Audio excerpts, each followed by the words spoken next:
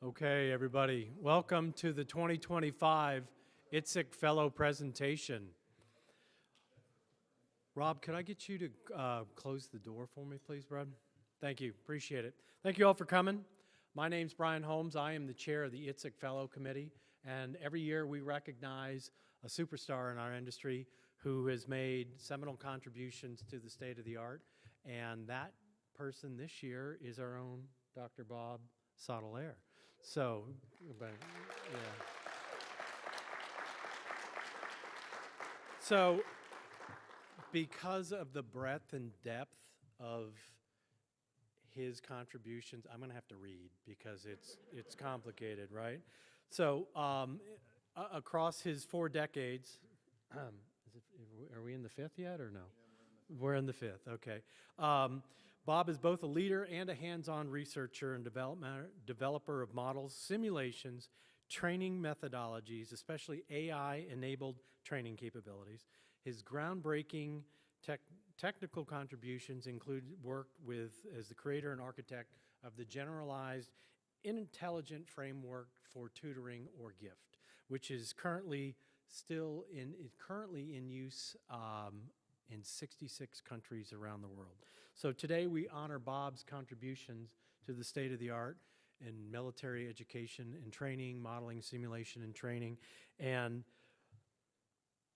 he's worked in network simulations, he's worked in distributed simulations, distributed team assessment, adaptive training methods, simulation augmentation, applied artificial intelligence methods for training, testing, and analysis, and simulation interface design. So let's give Bob a warm welcome as he entertains us with a look back and a look forward. Welcome. Okay. All right, thanks for coming. I should have put that free beer sign out in front. Yeah. Well, lesson learned. Maybe next time I do this. Well, it won't be next time. Okay. All right. Thank you. What do we got here? There we go.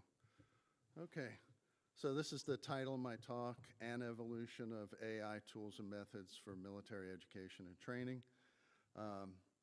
It's an evolution. It's my story, the way I see it, and might not exactly measure up to the great works of the world, but hey, they gave me a mic for 90 minutes. They should have known better than to trust me. So, okay. So I'm going to talk a little bit about goals and some other things in this presentation, but I wanted to throw this out there, and this happened recently in November. Elon Musk predicts AI will make work optional and money useless. So it's a pretty sweeping statement, and we'll see how that all turns out in the next 10 to 20 years. That's his prediction horizon. But something for you to think about as I'm kind of going through a little bit of history and then into where I think AI is going to go in terms of military education and training. Thank you. Okay, so I do have some goals for this presentation. Certainly do not want to overstate my contributions because there are a ton of very talented people in this community, and I'm one of many, many people who could be standing up here. So I really, really appreciate the opportunity to do so. I want to present history, but I don't want to dwell on it too much. I really want to focus on the future, so I'll take the most time for that. If you want to, you want a more detailed breakdown of what I've talked about in this talk, I brought enough slides for about 3 hours. You don't have time after this? Oh. So there's no math in this briefing. If you want details, you can read some of the papers. You can read the 55 pages of stuff that I wrote. Always easier for me to write more, and it's really hard to edit down into like 10 pages. So I just said, well, I won't. So There's a bunch of references. There's like 8 pages of references in there. And so, it'll be available to the community. You can look. Some of the references, are really terrific and not just the ones by my name. But lots of other talented people who contributed over the years to the technologies that I'm going to talk about. Another goal is to leave a roadmap of such. So I'm going to talk a little bit about research and maybe where things should be going.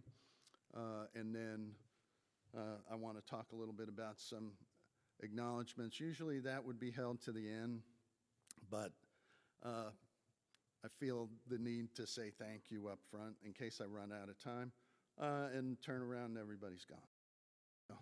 So I do want to thank NTSA, Admiral Buck, and Debbie, and Linda, and all the other folks that work so hard at NTSA for making this award possible. It's certainly a great honor. Want to thank the 2 Brians, Brian Vogt for nominating me, and Brian Holmes for shepherding me through the process to get to this point. So much appreciated. I want to acknowledge all the IITSEC fellows that came before me. There's certainly, I'm certainly standing on the shoulders of giants. It's really intimidating to be in this group. I do want to single out one person. last year's awardee and fellow IITSEC fellow now.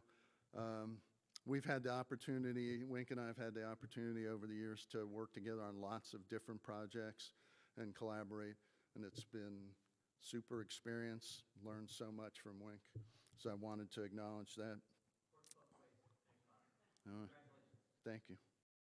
I want to acknowledge all my mentors, all right, and there's way more than these folks, but these have been folks who, kind of taught me valuable lessons. I could tell a pretty cool D. Voorhees story, but I won't do that. Big acknowledgments to the folks that I've worked with at the Simulation and Training Technology Center. Spent 20 years there from 1998 when we established the lab until October of 2018 when I retired from the government. So thank you. If you, let me say this. If you don't see your picture in these slides, it doesn't mean I don't love you. I do love you. It's just that at some point I had to stop messing with the slides because Brian was getting angry. And you don't want to get Brian angry. I want to acknowledge my friends at Excellent, formerly Sortec, Dylan and Denise, who we've been hanging around for years and years doing all kinds of crazy things together. But I also want to acknowledge the workforce at Excellent, the folks here in Orlando. So proud to have worked with them. And again, thank you for teaching me something new every day. I did work for 9 years for the Navy. That's the DeFlores building. The guy in all the finery from Mardi Gras is a former supervisor of mine, Ed Moore, who's not in great shape right now. But I learned a lot from him. I think the thing I learned the most was work hard, play hard. My friends in PM Distributed Interactive Simulation was part of STRICOM. Learned a ton from these folks. We did some terrific things together in distributed simulation, and I'll talk a little bit about those things a little bit later. Yeah, that's me there. It might be hard to pick me out because my hair's jet black there, so not jet black anymore. And then to my remaining colleagues all over the globe, the people that I've had the pleasure to work with over decades, working through NATO groups and bilateral agreements and the technical cooperation program and all kinds of other opportunities that have popped up. We certainly had a good time. work hard, play hard. So, want to thank my family. I didn't want to put my wife through 90 minutes of this. She's already done enough, and she's been my rock. My kids, they sacrificed quite a bit in terms of me being gone, right? And I was gone a lot. Just about every job I had was 50% plus travel. So I was gone 2 weeks out of every month, at least. So, all right, let's get to it. Our story, past and present. I'm going to touch on these things, reconfigurable simulators for team training, kind of where one of the things that I started on when I was working for the Navy, got into distributed simulation and IIIE, a little bit on games for training, embedded training, some stuff on tailored training, which I guess probably a lot of people know me most for that. And then AI as a simulation service is some of the things that I've been focusing on the most lately. Here's a bunch of stuff about me. All right, so yeah. So I actually did probably a little bit more than what's on this slide, but I picked these things. I think they're pretty representative of things that I've done in the past, and so anyway, moving on. So something to think about in the, again, this isn't a tutorial, right? It's not meant to be a workshop. There aren't any quizzes. There is no high-level math, right? So I wanted you to think about, hey, what AI can do for you, right, in terms of, how does it affect military education and training in terms of decision-making, maybe solving some complex problems that you might not be able to recognize on your own, increasing the accuracy of different processes, and then being able to perform very high-level computations. I worked in reconfigurable simulators for team training. Yeah, that's me in the middle there, signing DD-254 to accept, or DD-250 to accept a training system in San Diego. So this is a multi-ship training system. There were 16 classes of ships. It had a sonar mock-up, and so we modeled all the sonar processes in the ocean. With that, and we represented that data in a waterfall. We worked heavily with our hardware contractor, and which initially was Sanders, and then ultimately for the production units was SingerLink.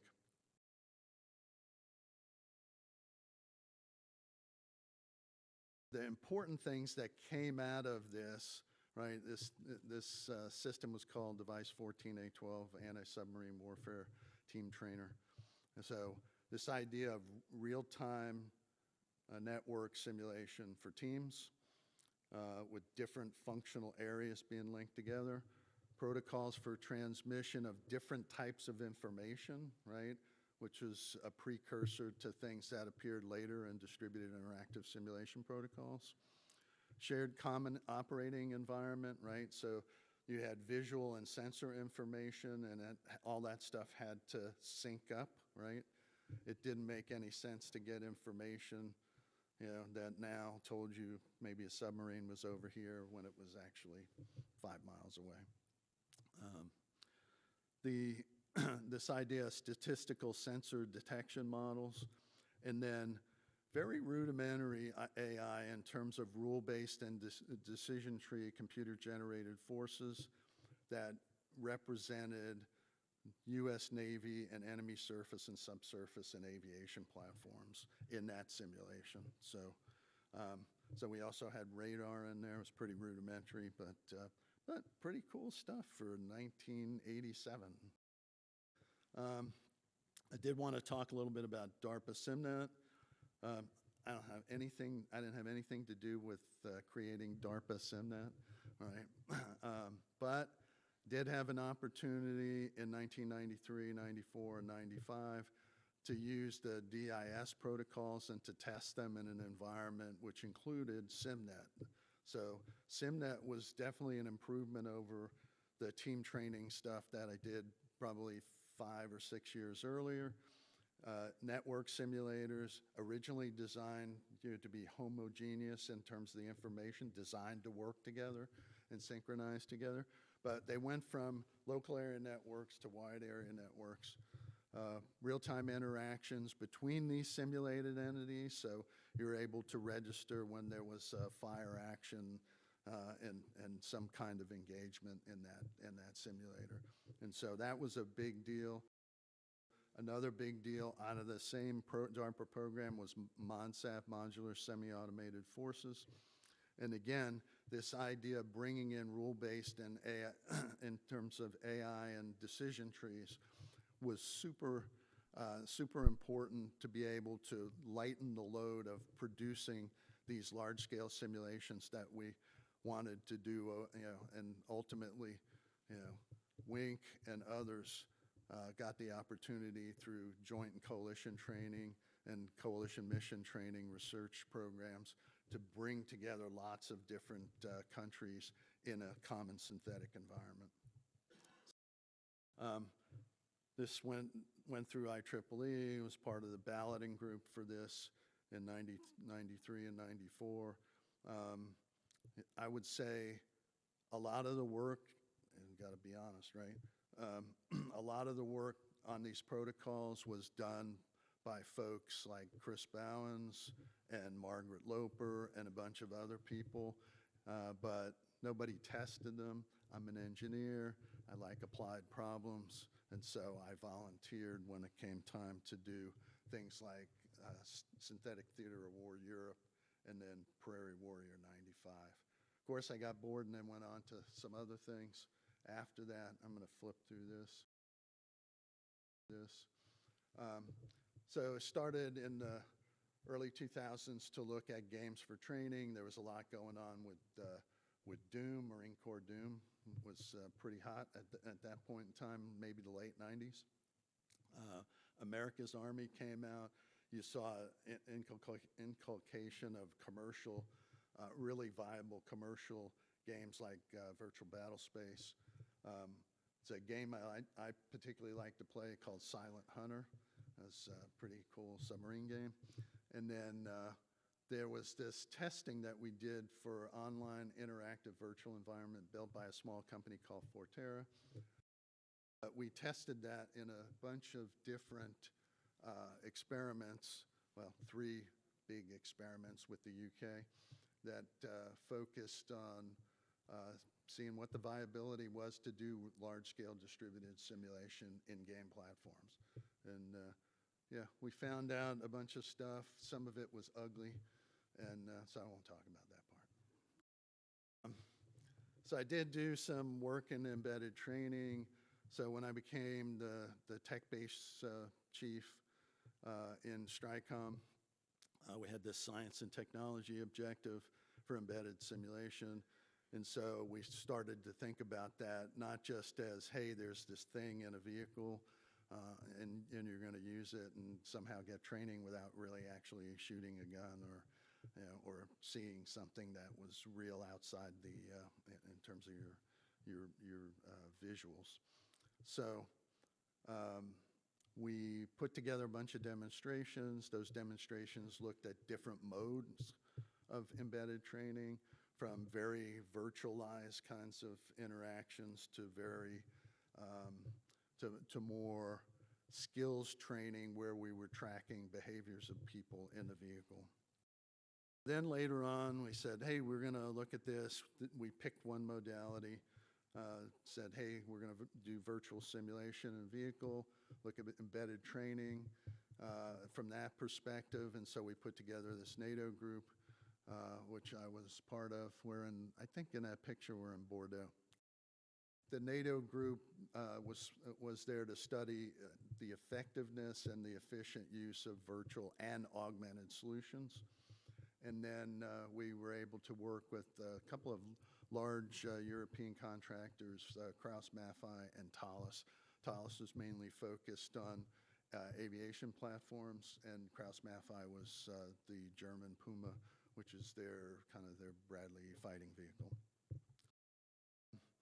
countries participated. We have a report that we produced. There was a number of different workshops, including one that I put together. So in 2009, I said, hey, wouldn't it be cool if you could use intelligent agents to be able to assess trainee performance and then be able to automatically construct AARs?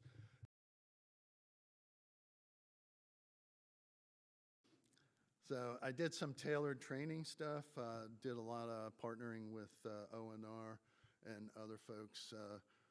Ray Perez, you'll remember, had the Grand Challenge, followed up by Wink's Not So Grand Challenge, which was so cool.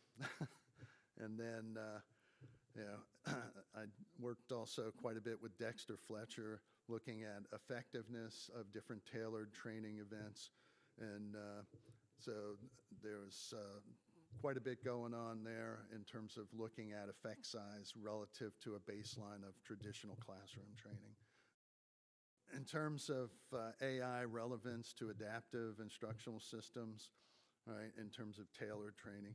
So this idea of being able to use AI to model what's going on with the learner, what's their performance profile look like, what do they look like in terms of other factors that might influence performance, team modeling. So I've got a nice AI in education paper that we put together with UCF that really heavily focused on how to model teams and their interactions and what things actually mattered. A lot on instructional decision making. How do you get AI to make some of those decisions that might normally be made by a person, and not just make a decision, but actually select very specific interventions to provide very specific context-driven feedback and scenario adaptation. And then this idea of kind of reinforcing modeling, right? It's like, yeah, so you did that, how do you know it's any good? You might not, right? And so we would collect data, look at outcomes. Hey, we were about right in understanding what state that particular learner was in, and use that to correct the model and change the policy over time. It's a bunch of papers that I did on something called the learning effect model. We started with this idea of, hey, learners interact in some kind of environment, either live or virtual environment, and then usually at the end of the exercise, there's some kind of feedback. And so we said, well, if you wanted to do any kind of real-time feedback, how would you do that? And so we integrated what we called an agent-based tutor. And that led to this thing that was called the individual learning effect model. And then that model became a team model over time. Really proud of the work that Keith and other folks worked with me and pursued all my wild, crazy ideas, even though some of them did work, but some of them didn't. And so gotta thank them all for that. Last is AI as a service for simulation-based training, this idea of being able to take lots of multimodal data, kind of codify that as foundational knowledge, and then use that to drive and apply that foundational knowledge to a context. So then you could generate responses or interactions or model behaviors for agents in simulation-based training. Right. Okay. So I thought I would break this up because after a while, I can't help it. I start right? So, yeah. So first intermission, so if you want to stand up, like stretch a little bit. Don't leave, though. Don't do it. Okay. Don't do it. Okay. All right, now sit down. Okay. Okay. So here's the question for you. Thought this would be like one of these, deep thoughts, right? Saturday Night Live used to have this skit was like deep thoughts, right? And if the universe is just a simulation, what update or patch does it need most right now? So I have no idea. I'm just asking the question. Now we're going to talk about the future. You know, this is a famous quote by William Gibson, who's a science fiction writer, or at least it's attributed to him. And it says, "The future is here, it's just not evenly distributed." You know, you have people who create technology and capabilities, they're aware of it, nobody else is aware of it. They publish a paper or give a talk, and now more people know about it. Then you have early adopters who believe in it, and then it finally gets to a point where, you know, it catches fire and goes viral, and everybody knows about it, right? Assuming it's good. This idea of predicting the future is pretty sketchy business, okay? Lots of people out there. When I was a kid, this is the kind of stuff I would see in like comic books and on TV when I was allowed to watch TV. You know, and it's like, hey, it's there's going to be these flying cars everywhere, highways in the sky, and you know, and it's right around the corner, right? I don't know about you, but I got here riding on a regular road, and yeah, so yeah, not there yet, right? Maybe, you know, Hill Valley in 2015 was supposed to, again, emulate this idea of highways in the sky and, you know, plutonium-powered kinds of vehicles, right, that could just defy gravity, right?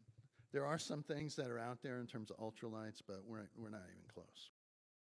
My vision of the future, also flawed, right? I thought, you know, from what I saw in magazines and what I saw on TV and what I read in science fiction books, I thought, oh, there'll be a robot in every house. We'll be doing all kinds of stuff. We'll never have to work again, which is exactly what Elon said, right? He'd say, work will be optional.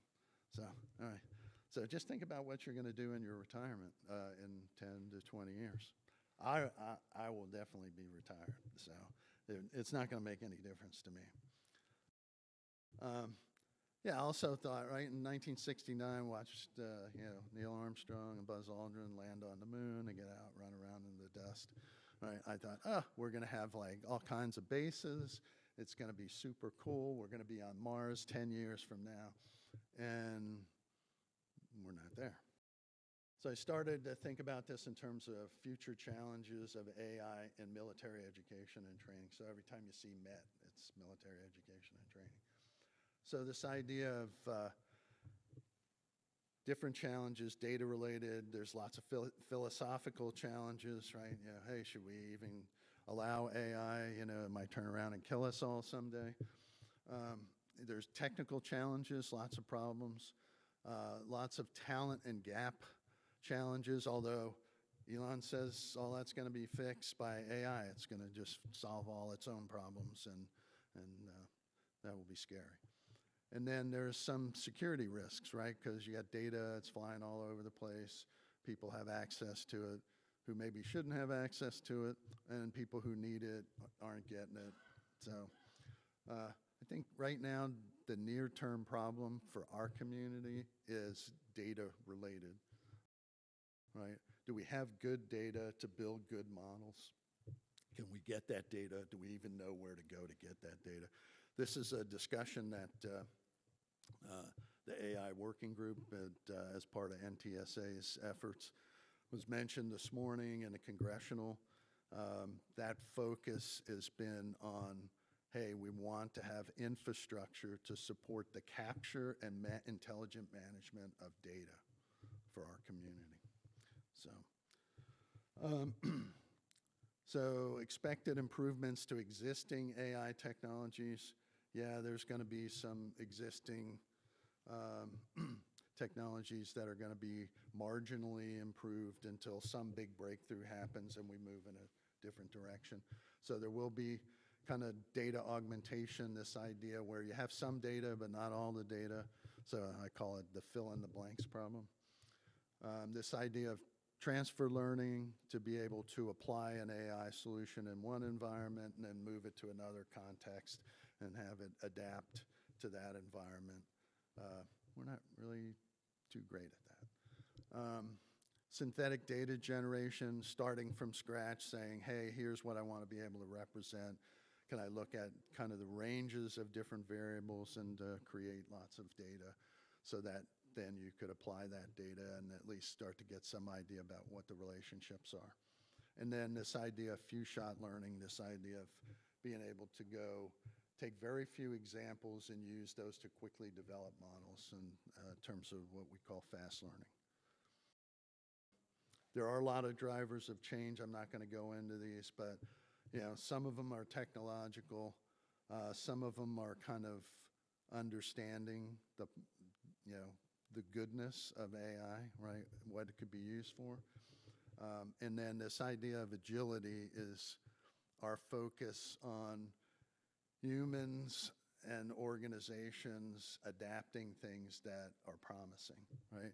I think sometimes something happens, everybody yawns, and then we just drive past it, right? And it was like this giant boulder of gold sitting in the street, and nobody was going to claim it, and then hundreds of people just drove by it every day. So, all right, let's not do that. Let's keep our eyes open. So general trends, right, over the next 20 years, this idea of data-enabled adaptive foundations, seamless immersion, continuous collective and cognitive. And so these are going to be pushed into themes. I used science fiction as a background for this. It was, I thought, a good way to address the problems and look at what might happen in the future. Right. Good thing about science fiction people, they don't have to solve any of these problems. Right. They just have to say, hey, here's a capability. It's out there. Boom. Right. So there's 6 revolutionary capabilities to improve learning that we looked at and put together. And let me just take you through those quickly. So there's this idea of cognitive transfer and skill imprinting. So right now that would be represented by brain-computer interfaces and AI models that might map directly into your physical brain, right? I don't think that's where we're going. I think there'll be better ways to do this that are less obtrusive, and we'll see how that goes. But there are some science fiction scenarios. So memories and skill transferred between different bodies. There's a book called Altered Carbon. It's also, I think, a Netflix series. So if you want to watch that, it's pretty cool. And then this idea of direct neural uploads, a la the Matrix, although they stick a giant spike in the back of their head. That doesn't seem cool. And then this idea of mind bending, that's one of the concepts in Battlefield Earth, which is about an 800-page novel that talks about how do you kind of force feed somebody information and knowledge and imprint skills into their brain from some external source. In this case, it was called a learning machine. Let me move more quickly. I'm good? Okay. I'm stretching it out. Oh, you don't want that, man. All right. So, so we can see in another 5 years, foundational BCI research will enable some kind of rudimentary mapping of cognitive patterns, specifically to basic military tasks that are done every day by our warfighters, right? And so we'll figure out how to do that in some unobtrusive way in 5 years. That's a big challenge, by the way. I don't know what's going to happen, but hey, I can make my wild-ass guess just like everybody else. 2035 AI will assist in enhancing training through indirect neuropriming, and so this will be able to now set in place procedural skills and an understanding of those skills and application of them within your brain. 2040, experimental systems will begin to transfer this complex decision heuristics and tactical instincts from one person to another person. So we'll find this really smart old guy, strap him down, right? and hopefully it doesn't take it from him. It like duplicates it in somebody else, right? It wouldn't be fair to take all this knowledge from him. But I could be that old guy. Generative reality systems, the ability to train and rehearse in infinite 3D context, right? So we want to be able to, like, we just don't know what's coming, right, in terms of threat. And so we need a system that can support that. And it needs to be generative in that the beginning of the scenario and what was intended to be the end of the scenario, there's probably 1 million branches that could be taken based on whatever happens, right? There'll be AI in this system. It will make decisions about how to branch or change or adapt the scenario in the middle of it. And we need something that's going to provide this very hyper-realistic virtual space and do it without head-mounted displays. We want to be able to create the illusion of infinite volume in finite space, right? And so this is what the holodeck does, right? If you guys watch Star Trek, yeah, okay, all right, good. All right, you awake out there? Okay, okay. Yeah, that's why I told them don't turn the lights down. A 90-minute talk after lunch, and yeah, you're going to turn the lights down? No. Okay. So we want to be able to stimulate all the senses, right? So this, well, maybe not taste, right? We have no taste, right? Visual, haptic, auditory senses of the users, right? And so this idea of being able to sit down on a virtual chair or place an object on a virtual table, so horizontal surfaces, that's an interesting problem. We'll see how that all comes out.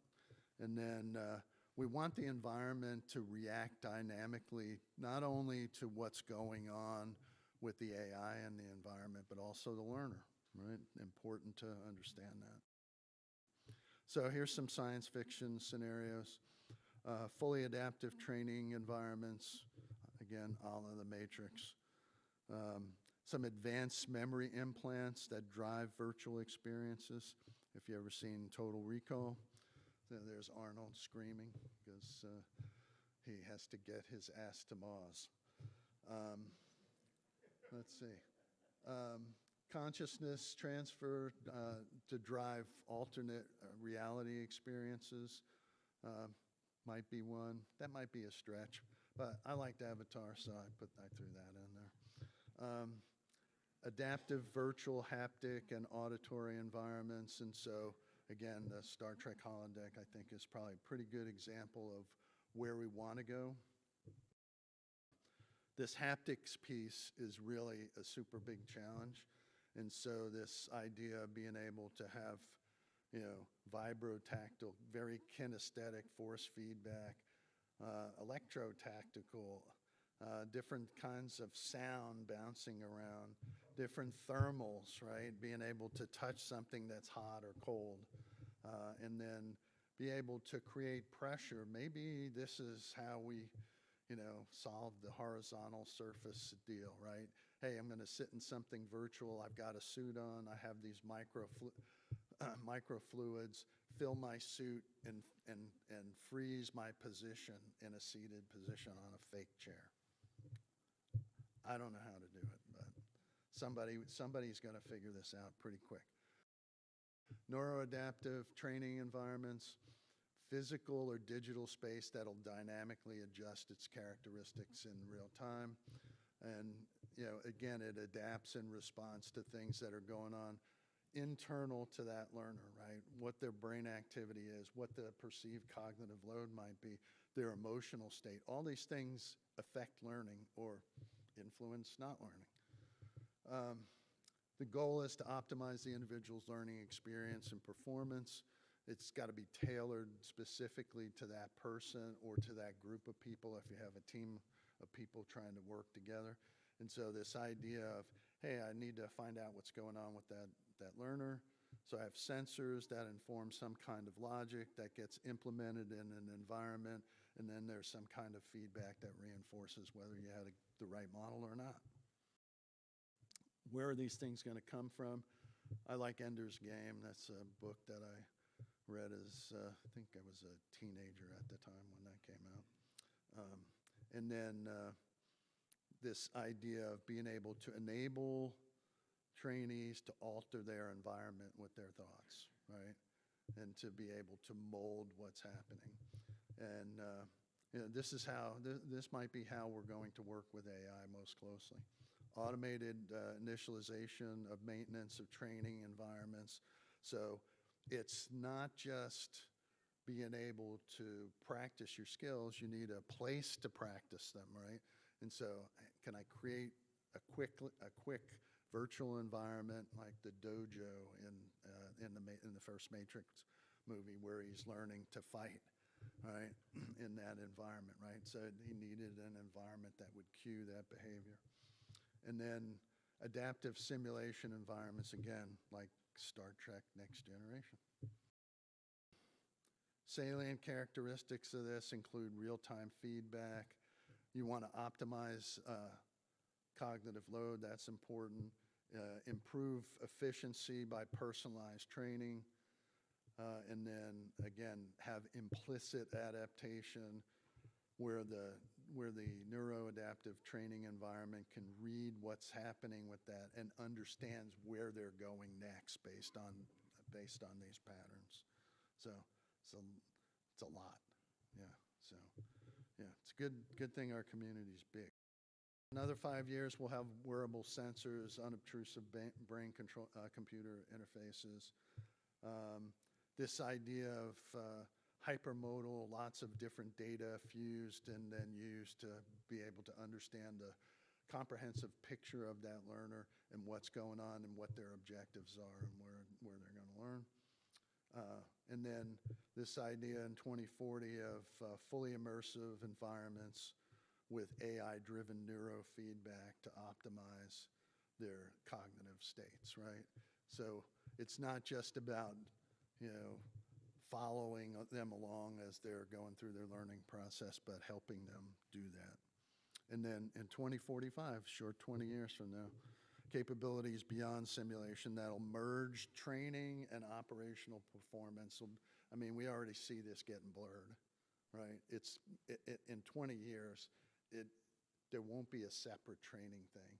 It will be you're going to work operational problems, and you're going to do those things en route to wherever you're going to execute that mission. Lifelong cognitive companions.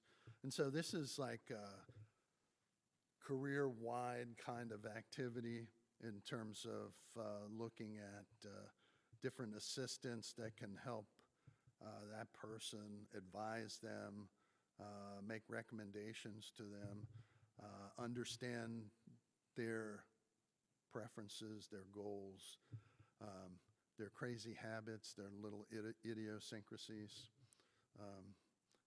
Imagine if you had to be my cognitive companion. Yeah, be totally mixed up. And then this cognitive companion also has some kind of shared memories. So there's lots of different examples of these things. If you ever read this book called Player of Games, Ian Banks, I think, is the author. They have these things called culture AIs, and they oversee all education and mentorship. So this is like a scary thing, right? It could be a scary thing unless you have significant trust in what this AI is and what it can do. There are holodeck instructors that pop in and out from time to time to be able to offer advice. And then there's Jarvis in Iron Man. He's flying along, and Jarvis usually warns him of impending doom. All right, so, yeah. And then Samantha in the movie Her, that was a bummer at the end, though. She figured out that she didn't need just one person, so she's like friends with like 8 million people or something. So pretty cool though. Salient characteristics, again, this idea of ever-present. The companion maintains a model of their human companion. And again, it's all about understanding that particular person and where they're going and where they want to go.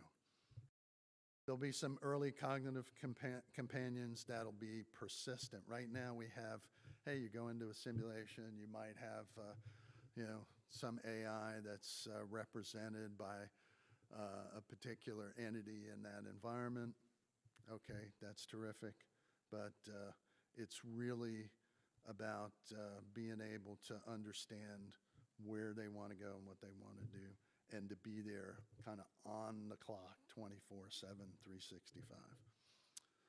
Holistic user models, right? This idea of being able to integrate knowledge across different career stages, use that knowledge then maybe to transfer to other people as a set of recommendations. Hey, here's about 10 successful paths in military careers that have been implemented by 100,000 different people, and now you're going to benefit from that knowledge. They'll be able to anticipate needs, offer just-in-time training, and they'll be able to make operational recommendations about, hey, getting ready to go to this mission, what am I doing next?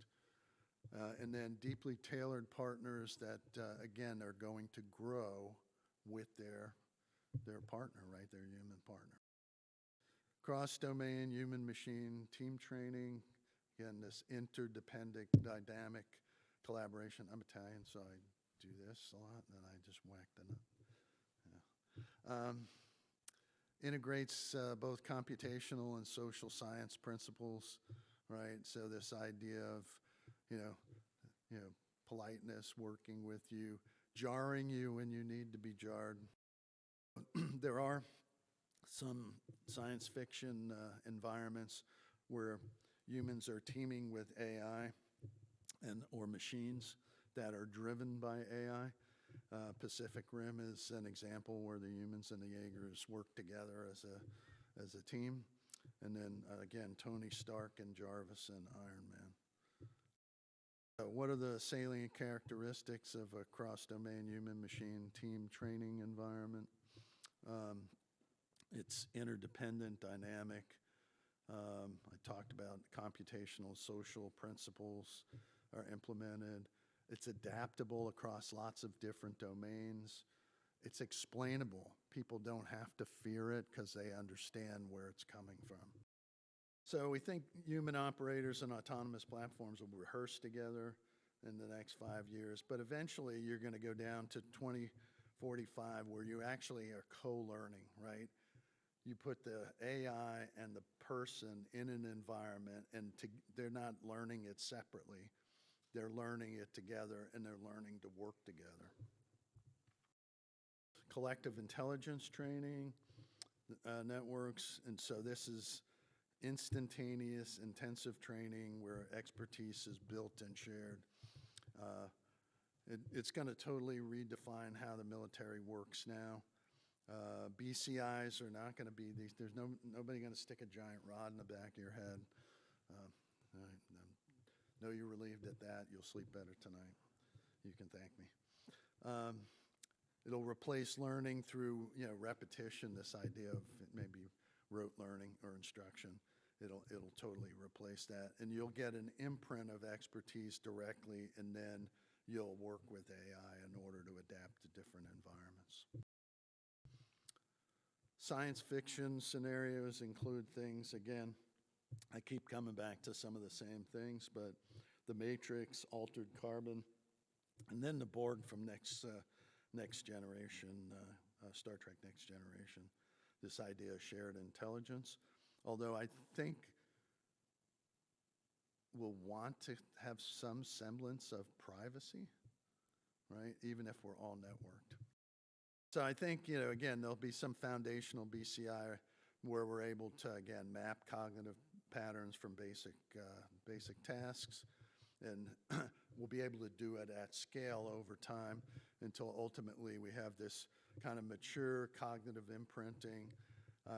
again, this idea of near transfer, near term, almost instantaneous transfer of expertise.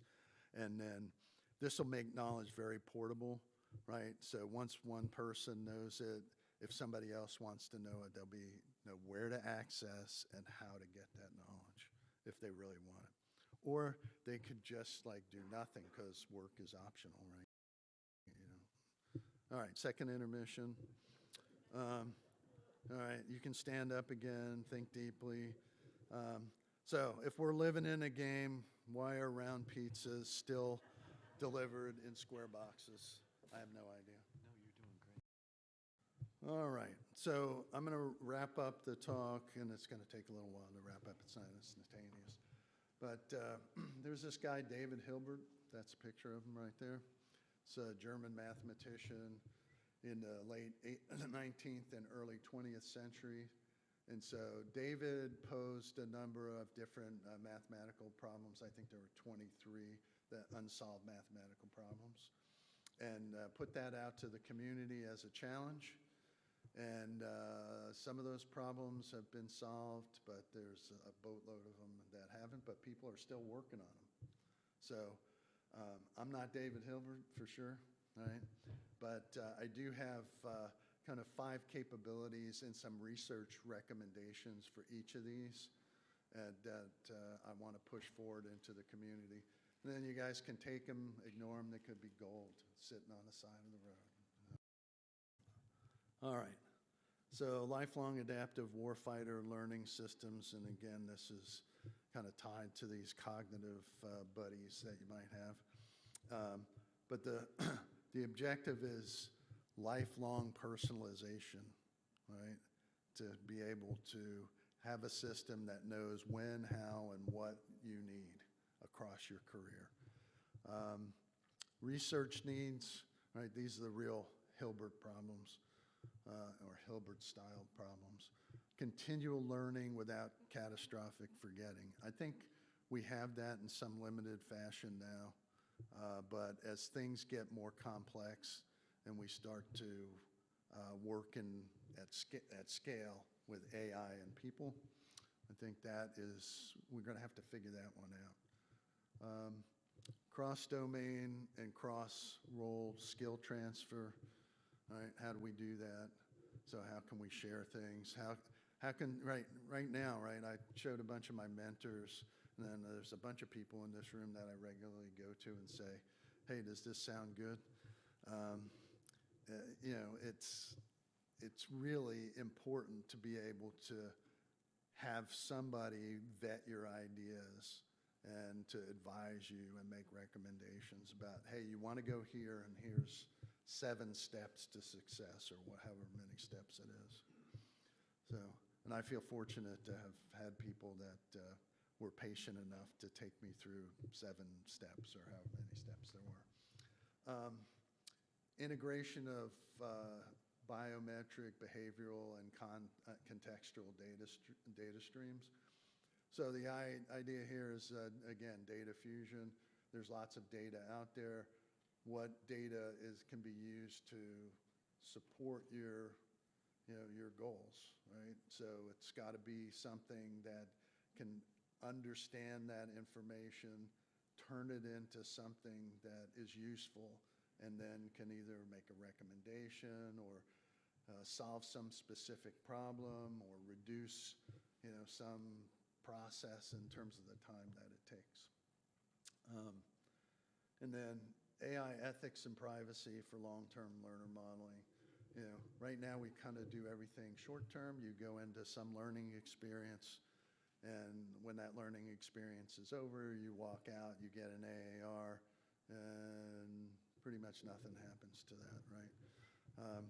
There are some marksmanship gates that we've been better about doing. I know Keith and Ben Goldberg and some others have tried to, look across different marksmanship improvements, experiences, ending with a live training qualification. But that's relatively simple, right? It's not like a complex team task. So multi-agent simulation for cognitive and tactical training. You know, if I thought about this a little bit more, I would have picked like shorter titles, but yeah, but these sound like super smart, right? So I said, I'll keep them. So yeah, so the challenge is, you know, again, you've got these multi-agent environments, and the objective that you want to reach is you want to enable synthetic warfighting ecosystems, right? So that now you can replicate whatever situation or context is out there, right? And so this goes back to the holodeck discussion we had earlier. The research needs are, again, this idea of humans and AI working together, and then building trust over time, right? It's important, right? It's important when you have people working together, and it's going to be more important when you have people working with AI. Adversarial and cooperative multi-agent reinforcement learning. And again, I'm an engineer, so I'm always thinking about feedback loops, right? And so how do we reinforce learning? A lot of what goes on today in terms of AI, I think, is really good. You know, it's reinforcement from human feedback. So an important element, but eventually you want it to be based on results, not just what somebody thinks. Cognitive modeling of human decision-making under stress, and to be able to manage that, manage your emotional state. This is something that happens now with experience, right? You have very experienced commanders, understand, evaluate what's happening in an environment, calmly collect data, get input from their staff, and make decisions. And so it's going to be something that it would be interesting if early in your career you understood how to do that and manage your stress. Because you know, these folks that go out, you know, we ask them to go and do these missions, right? Pretty freaking stressful when people are shooting at you. Dynamic realism and scenario scalability. This idea, again, of being able to create almost infinite environments, right? Tailored and adapted in real time, right? To meet specific needs, whether that's a mission rehearsal or some training event. Explainable, trustworthy AI. I think I talked a little bit about this already, but this idea of getting down to quantitative models of trust and comprehension and cognitive alignment, so that it's not just hey, there was an outcome. You know, what's that saying? Is like even a blind squirrel finds a nut once in a while, right? So you could get it right, but you might get it right for the wrong reasons. So there should be some kind of computational models for this. I don't know, that might be a Bob pipe dream, right? So cross-theater synthetic data fusion for training readiness. Again, this idea of data agility and having doctrinal reality and be able to create these environments that you know, so generative AI to be able to have secure, multi-domain, synthetic data creation to build these models. This idea of federated learning, right? There could be information that you need that's not around, right? So kind of a la Ender's Game, right? So it's able to access lots of different pockets of information and distill that down so that he could actually apply those tactics in a real environment. Although, not to spoil things, he didn't know he was in a real environment. So yeah, provenance tracking.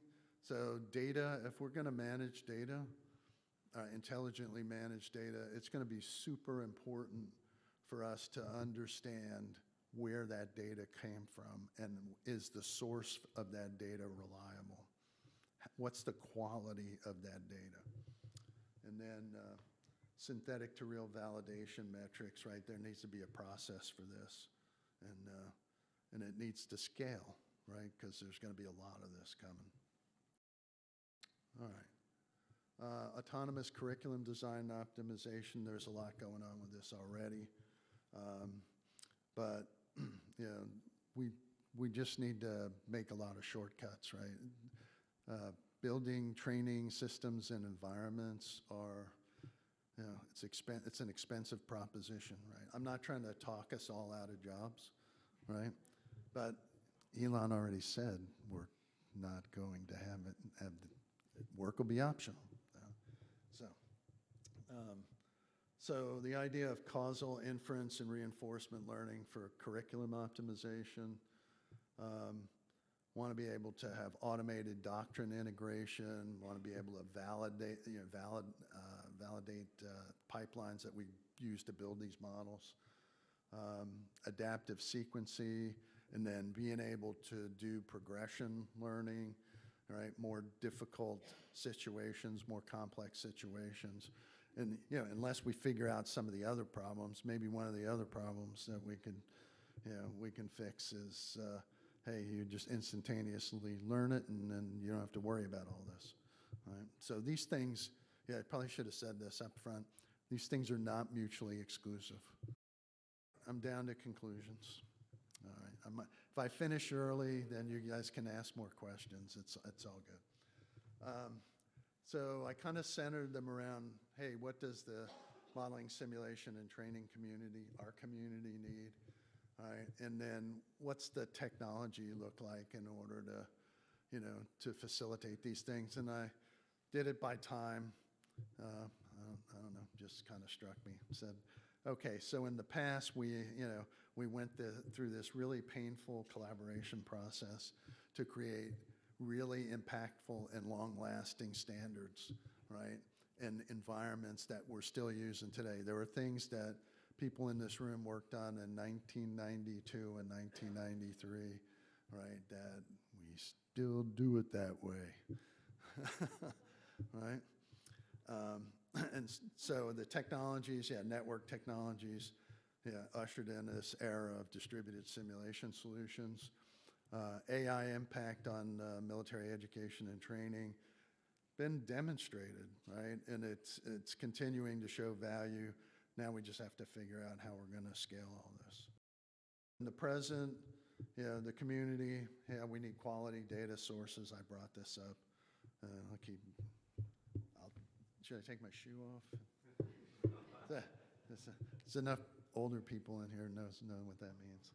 So, distributed infrastructure to be able to intelligently manage that data, right? And then apply it. And then this idea of challenge-focused AI research investment should continue. I think, again, Ray Perez did Grand Challenge. Wink did the not-so-grand challenge, right? Although I thought it was grand.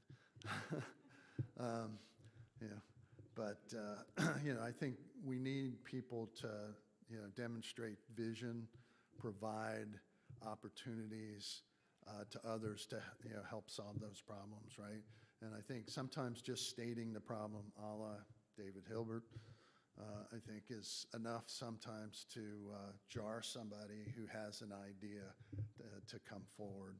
Although, when I worked for the Army, one of the first things that I heard, I think I heard it from D, said, never volunteer. Of course, I never heeded any of that advice. So that's why I'm here. In terms of technology, again, a lot of the military education experiences that are now state of practice are not very easily scaled, though. And then, blockchain, the Internet of Things, and digital twins, and their roles in what we're doing. People are considering these things in pockets, but we need to move them again from state of art to state of practice to scalable tool. All right, emerging tech. Keep our fingers on the pulse of emerging AI and be willing to take some risk, right, and adopt promising tech, right? we need to be willing to do that and take chances that something won't work. If, I'm probably, in terms of being a researcher, I would say I'm like, what's 50%? If you got a 50% on a test, it's an F. But in research, it's not an F. Right? Right? Maybe that's why I was drawn to this. I was tired of getting 50% and getting a giant F. But accepting risk should be part of our mantra. Right? And then this idea of risk-free practice, right, in terms of environments, putting our people in situations where they have absolutely no chance of succeeding, but just to see how they'll react and manage that failure. Right, I think, so this goes back to another Star Trek thing, Kobayashi Maru. It's the unsolvable scenario that Captain Kirk solved by cheating. So, and then from a technology perspective, we don't yet know what the impact is of quantum computing on military education and training. I don't see a whole lot of quantum computing products out there on the floor right now. So, and probably won't see them for a while, but they're coming into being, and at some point somebody will figure out, like Charles Newton or JT or Victor, right, will all figure out how to make that a reality. Right? All right, future. Yeah, you got to start somewhere. This would be a good time. If you want to be ready for the future, you don't wait till the future's here to start. Accelerate the maturity of promising tech, right? Put that money where it needs to be. Remember, the future's here, just not evenly distributed. In some cases, you might have to search around a bit for it, right? That's why coming to this conference is so important, right? You're going to see stuff that you might not see other places. And then, in terms of technology, this idea of collective intelligence, blurring of the lines between human and machine cognition is happening. And then AI is a tool to be managed, not feared. So my last takeaways, I think this is my last slide or close to it. Yeah, probably. I don't know, I lost count. So focus on meaningful problems. This is my advice, for all the younger people. Right? I'm closer to the end than I am to the beginning at this point. But want to see people focus on meaningful problems and try to solve those problems. Please, whatever research you're doing, document it, write it down. If you don't write it down, it never really happened. So this is probably the most important thing I'm going to say in this whole talk. Volunteer. All right? Every opportunity that's out there, step up to the plate. If you can do it, if somebody has confidence in you that you can do that job and you can help, it will accelerate the growth of your career. It will accelerate your knowledge. It will accelerate your creativity. And so it'll help you keep your finger on the pulse of what's going on. And you'll be able to advance tools and methods that are important to this community, and you'll be a contributing member. Yeah, adapt and be useful. Things are changing, right? 20 years ago, people had pagers, right? I had one. I turned it off most of the time. But, there are tools out there now, right, that really have potential to be applied directly to military education and training, and super exciting. And so when you recognize those things, embrace them. So I'm open to questions. Yeah.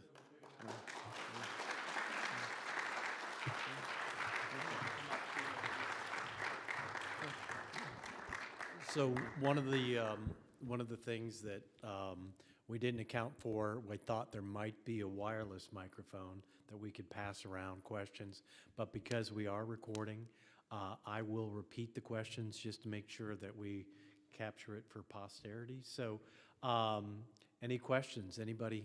Right here, our scholar, one of our scholarship winners, new member of our community. Yeah, so my question to you is if you could expand on your vision for immersive visualizations format. So you kind of talked about generative reality systems Mm-hmm.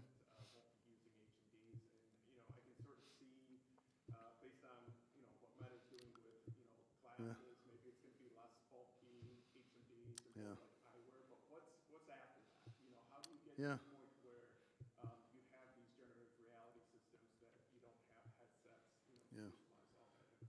Yeah, so, Do you want to repeat the question? no. Do I want to? I wasn't taking notes. Yeah, Something it about was headsets. was one of How do those- we expand upon that- our XR experience that we currently, state of the art today is the crux of the question, as I understand it? Yeah, I mean, that's a complex question, but, you know, I think the next steps are probably, you know, so old people like me, right? I'm starting to get, what do they call those things where you Cataracts? cataracts, that's it, yeah.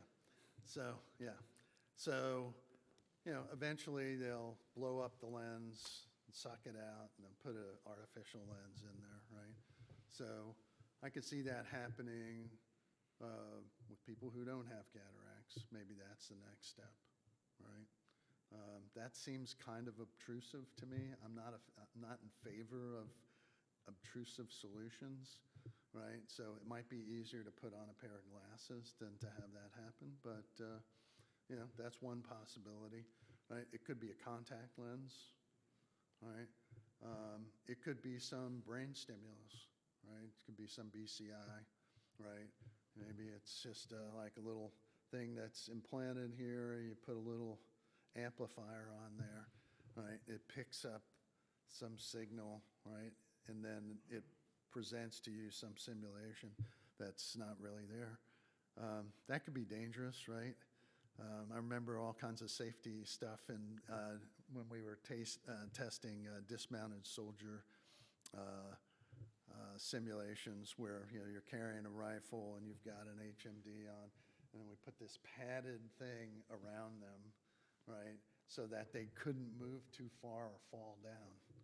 So, yeah, so there's some mechanics to be worked out there, but yeah, I don't know exactly what it'll be, but you know, certainly we're not going to be in this environment where you know, we have to, you know, have some giant head-mounted display on. Could be holograms, right? Could be something like that, right? So there was a lively dinner conversation that last night that centered around that, and it's like, you know, where are we at? So there have to be obviously some improvements to that, right? Is it going to be more than just a visual thing, right? And is it going to be a tactile or haptic kind of solution? So that's my long-winded answer to your long-winded question. Thank you for asking. Thank you. It was good. In the back? Yeah. Uh-oh. So I appreciate your future looking towards, right, capabilities going forward. Mm-hmm. But I'm curious your perspective on just because we can build it, should we build it? Right. What kind of ethical constraints do we want to consider in terms of developing next generation AI? Yes. So are you like me, where you think AI is just useful for creating memes to torment your friends and family? In part, okay. No. Thank you for that question, Dr. DeFalco. So, yeah, I mean, we always have to have pause, right? Should we do something? You know, is it harmful in any way, right? This is why you know, I don't think IRBs are going away, right? They'll probably become more important, right, as you start to team people with AI and interface them with AI in some way. So, Yeah, so we need to ask that question probably at every turn. I don't think we should have a lot of fear, though, right? And in terms of, again, AI is a tool. We should constrain it, right? It's like a wild animal, right? It's entertaining. It's great to go to the zoo or the circus and watch the wild animals, but you don't want to be in the cage with one. So, yeah. Well, Great- it's great interesting question. you didn't have any Terminator references in your presentation. Yes. No, I steered away from those. Okay. But we did have the Matrix close enough. I tried to be more positive. Yeah, yeah. All right. We have plenty of time for questions. Right here, Bob. All right, Bob. I'll ask a question, Brian, and you can probably repeat. It won't be that Okay. So, hey, Bob, you hit it at kind of the end of part two of the question about some of the things that you as an individual did or can, and others can do for have the successful career journey like you had. What would you recommend that organizations do for their employees that would help enable Yeah. other growth like yours that you found that were very impactful on your career journey? Yeah, there's a balance to all that, right? Because we all have day jobs, right? And so I think there needs to be opportunities for people to volunteer and become part of the community. I feel passionately about that, the same way I feel about publishing. It's definitely part of the equation. All right, but you have to manage your time and figure out how to do that. Do you work, hey, I was going to work 8 hours today. Do I work 14 hours today so I can find a couple of hours tomorrow to volunteer to do something? All right, and so time management's going to be important. All right, Hank. If you could do it all over again, what would you do differently? What would you do differently? Yeah. I'm going to use Denise's favorite word, deliberate. So I think, probably when I was a kid, right, when I was, 10, 12 years old, I don't think I really had a notion of ending up in a field like this, in a community like this. No idea, right? And so it's kind of like going down a hallway and opening one door after another and just getting a glimpse of what the future might be. And I enjoyed that part, but I was always very deliberate about what I wanted to do and things I didn't want to do. Now, that doesn't mean I didn't do things I didn't want to do, because everybody does things they don't want to do. So, right, they wouldn't call it work and they wouldn't pay you. I think I probably spent a lot of time focused in my career about getting promoted. That I would change that. So I would spend more time on my education earlier, right? I ended up, and you guys might not know this, right? When I defended my dissertation, I was 50 years old, okay? 50, right? I had a ton of graduate credits, and I let them expire, all right? Because I was chasing a job that was going to pay me more money and let me do cool or cooler things than I was already doing. And from that perspective, I probably wouldn't change much. But from the perspective of, hey, it shouldn't be all about money, right? And it shouldn't be just about, hey, can I climb up one more rung on the ladder? It should be about being happy and content with yourself and what you've accomplished. So, Amen. yeah, thank you. Denise? Yes, first of all, I just want to thank you so much to be a collaborator and amazing colleague throughout the years. Thank And you. in particular, your focus on service. So that's one of the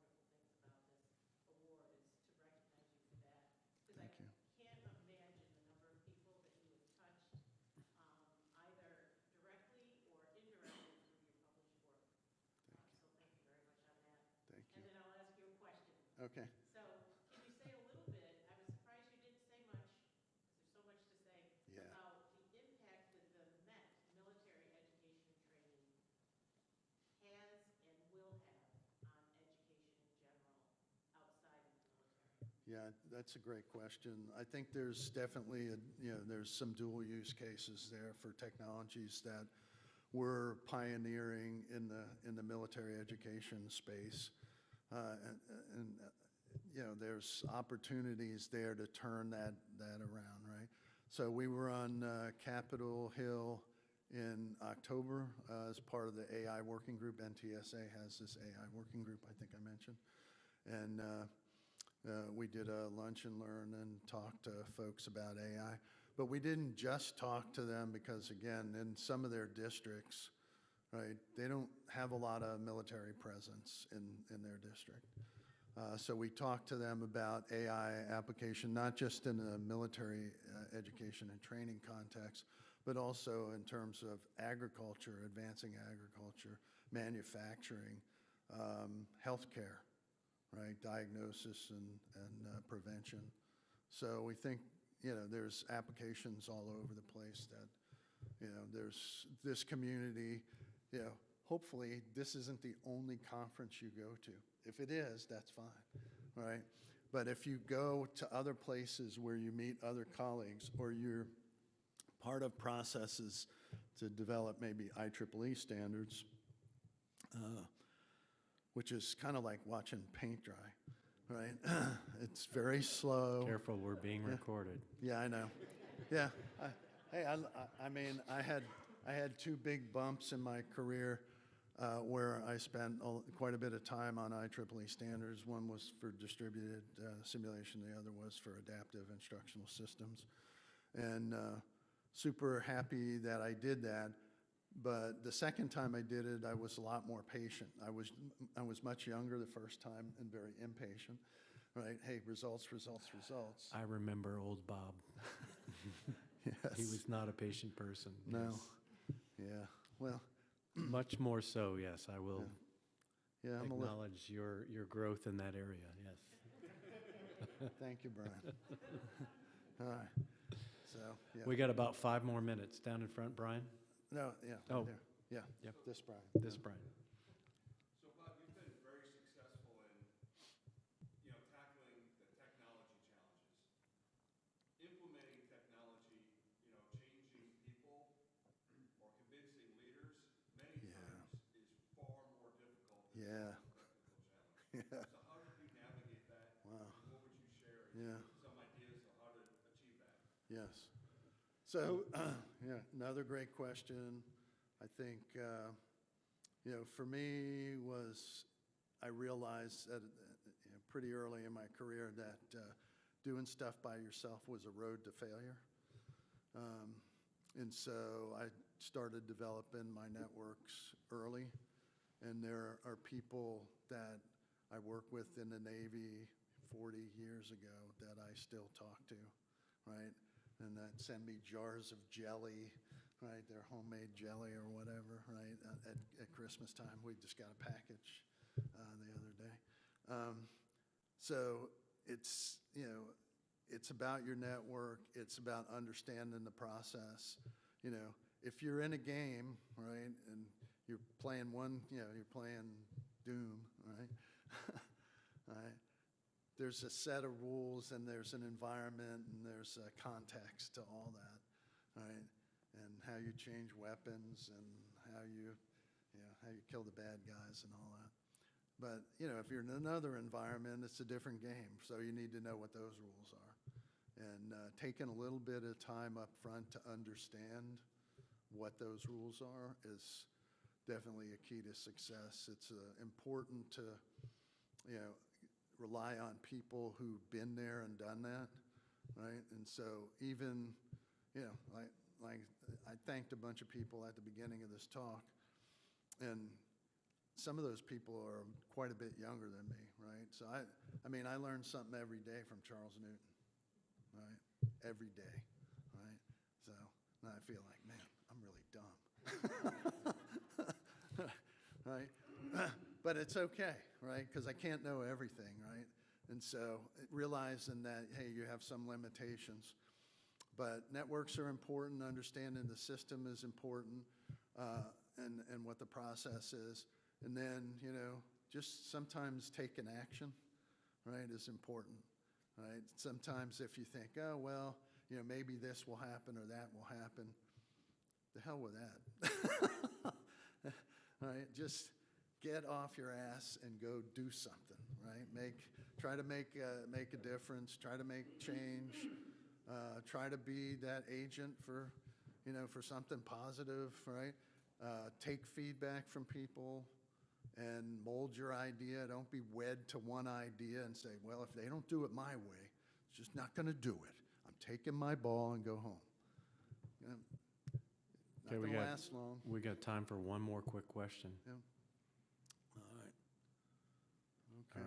All right. I could use some AI for my emotional intelligence to help sell ideas to leadership. So I feel you, Brian. Yeah. One more right here. Okay. From our last year's fellow, Wink Bennett. Thanks a lot for the shout-outs. Really proud of our working together, too. Have a lot of pictures of international collaborations, and I know those are a passion for you like they are for me and several other people in the room. Can you talk about, as a future look for the next generation of folks like us, Mm-hmm. the importance of collaboration on an international scale? Yeah. So- International collaboration. We could Yeah. be here all night. Yeah, well, we won't be here all night. Okay. I promise. Yeah, I keep it short, but, I mean, the main thing is, other people have ideas. You need to hear those ideas, right? And sometimes they're coming from a different place. I remember, we've had some discussions with folks in the Philippines, and we were talking about implementing adaptive instructional system protocols and some capabilities. And they said, we have one server on our campus, and everybody has a phone now, right? And so we said, oh, this is how we can get to those folks, right? And so we started to think about very streamlined protocols to be able to support that particular environment. I think, hey, America's great. I'm an American, right?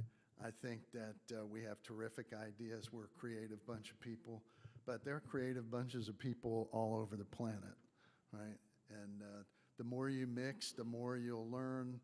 I think, the better you'll feel about understanding the problem that you're trying to attack. So, yeah, volunteer, volunteer, volunteer.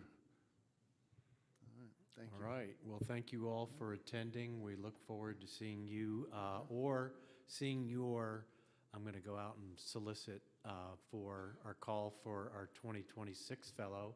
That'll be coming out in January with the call for paper. So keep an eye out for that. And nominate somebody like Bob or Wink that have been there and helped to get us to the state of the art that we enjoy today in this community. Thank you all for your time. Look forward to seeing Thank you. you for your questions. How was that?